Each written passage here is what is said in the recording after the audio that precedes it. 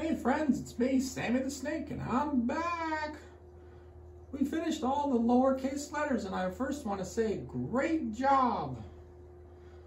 And now, we're going to start working on uppercase letters. Uppercase letters aren't too bad, especially if you can remember 3 rules. First, we need to remember that all uppercase letters are tall letters. Some uppercase letters are twins and some are not. And finally, and maybe most importantly, we are not going to retrace. We are going to do something called a frog jump. So we'll talk about some more of that. Let's get started by checking out the materials that we will need for today's activity. Okay, what we're going to need is this piece of paper here. And we're going to need a crayon. Whatever is your favorite color will be fine. I'm going with red, but you can use whatever color you want. We're going to need our dry erase marker. And like always, we're going to need our whiteboard. Okay, let's grab those supplies and let's get started with that first sheet of paper. Okay, on this sheet of paper, if you want to look at it, you're going to see that we've grouped together all of the letters with their uppercase letter and their lowercase letter. So right here you can see there's a lowercase a, and next to it is an uppercase a. And down here where my nose is, look, there's a lowercase s and there is a uppercase s. Now what you might notice is that some letters, like the letter S, why they look the same, only the uppercase letter is bigger. And other letters, like A, they look different. That lowercase a looks nothing like that uppercase letters. So which one of those do you think is a twin letter? Do you think it's A or S? I'll give you a hint. A twin letter is going to look the same. Just one is going to be bigger.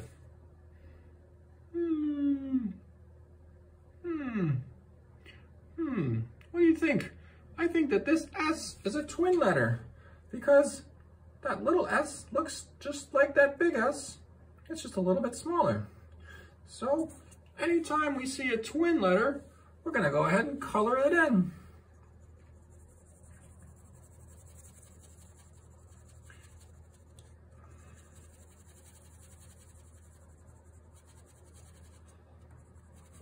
All right.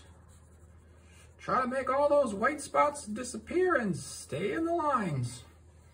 Okay, let's look at another one. Now look, right here.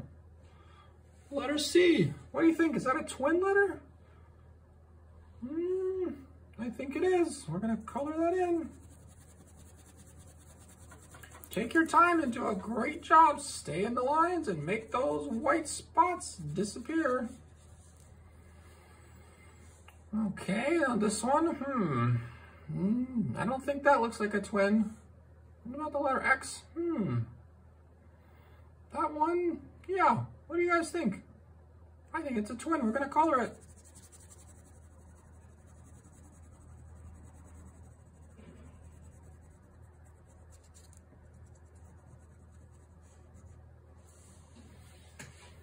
Now,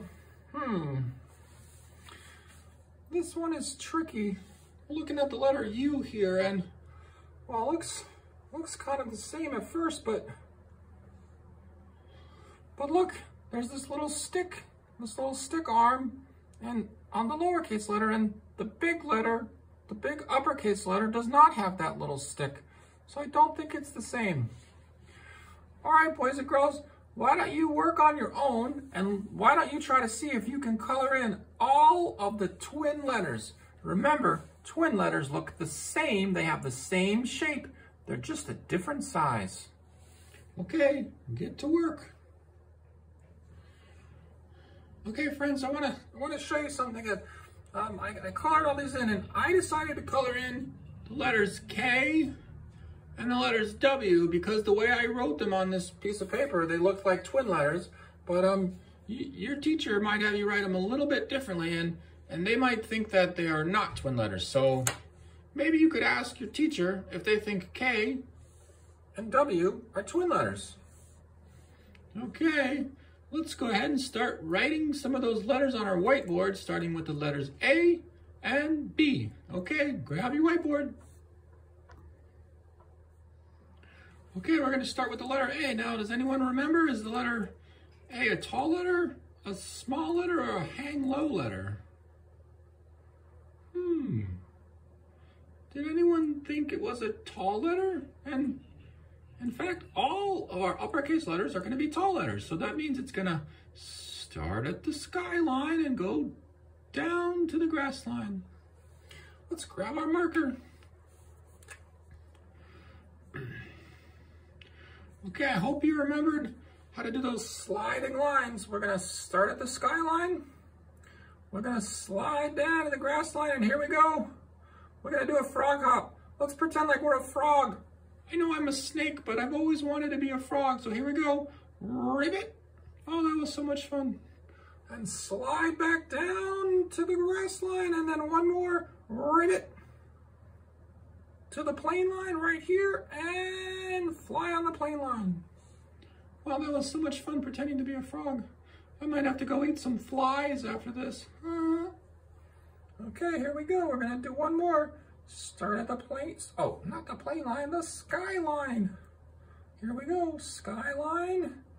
Down to the grass line. Okay, do it with me, boys and girls. Here we go. Ribbit.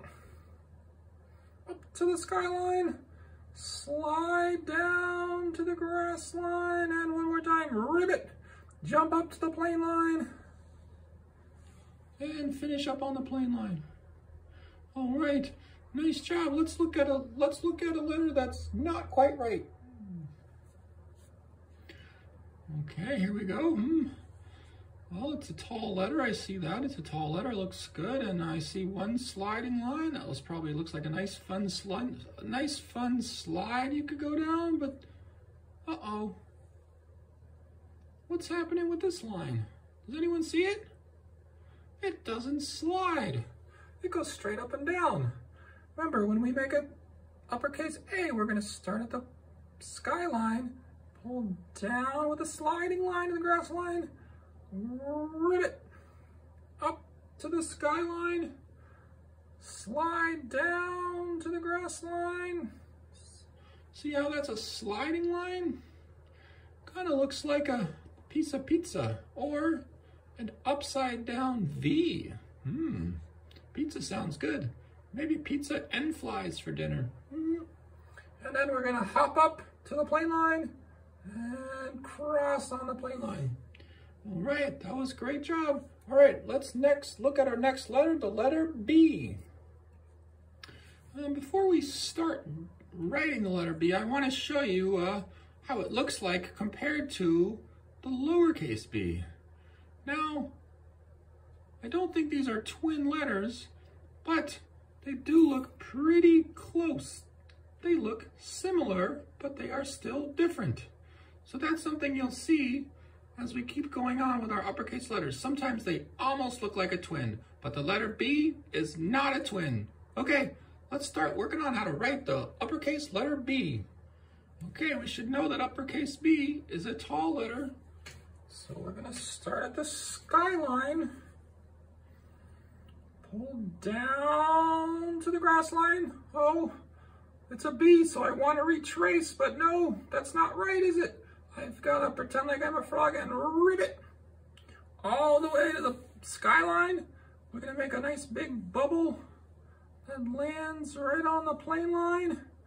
And I know we said we don't retrace, but we can retrace just a little tiny bit right on that plane line and make another big bubble lands on the grass line. Okay, let's try that one more time. Here we go. Skyline, down to grass line, ribbit, up to the skyline, make our bubble, down to the plane line, and we can retrace just a tiny bit right there on the plane line, and back on down to the grass line.